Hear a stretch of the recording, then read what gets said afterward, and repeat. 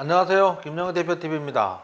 오늘은 최근 이슈가 되고 있는 테이퍼링과 기준금리가 증시에 미치는 영향에 대해 자세히 알아보도록 하겠습니다.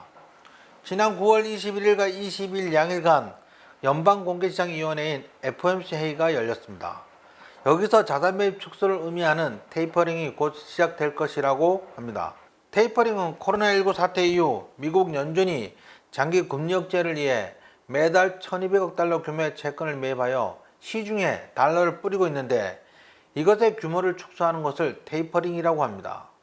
테이퍼링을 시작한다는 의미는 미 소비자 물가 상승률이 연준 목표치인 2%의 2배 이상 치솟아 인플레이션 압력이 높아지면서 연준 안팎에서 테이퍼링을 요구하는 목소리가 커지고 있는 가운데 경기가 호전되어 고용이 개선되고 물가가 상승하면 물가 억제를 위해 테이퍼링을 해야 한다는 것으로, 즉 경기가 좋아진다는 의미입니다.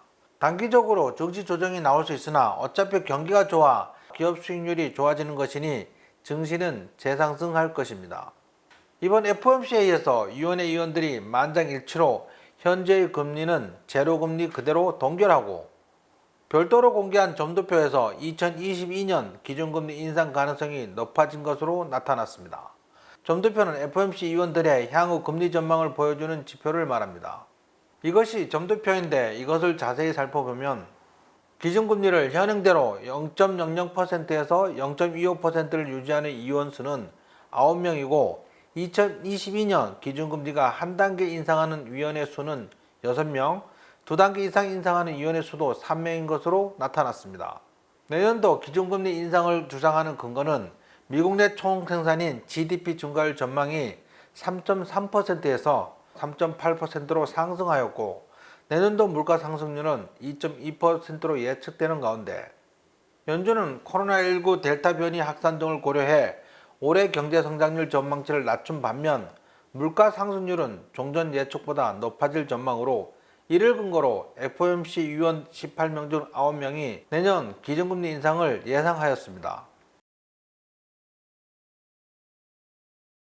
결론적으로 테이퍼링은 올해 안에 시작될 것으로 예상되고 기준금리 인상은 내년부터 시작될 가능성이 좀 더 높아졌습니다. 테이퍼링이나 기준금리 인상 모두 경기 호전으로 인한 인플레이션을 억제하기 위한 것으로 단기적으로 금융조달 비용 상승으로 증시가 조정받을 것이나 중기적으로는 경기가 좋아 기업 실적이 개선될 것이므로 증시는 반등할 것입니다.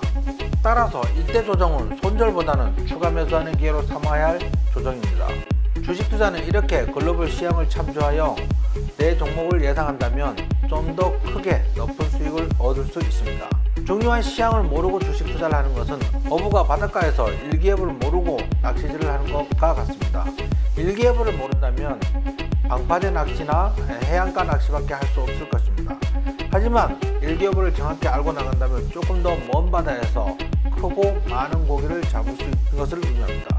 따라서 주식 투자에서 큰 수익을 얻기 위해서는 지금과 같이 테이퍼링, 기준금리 인상 등과 같은 글로벌 시장 등에 대해서 관심을 가지셔야 합니다. 김영우 대표는 항상 여러분들의 성공 투자를 기원합니다. 감사합니다.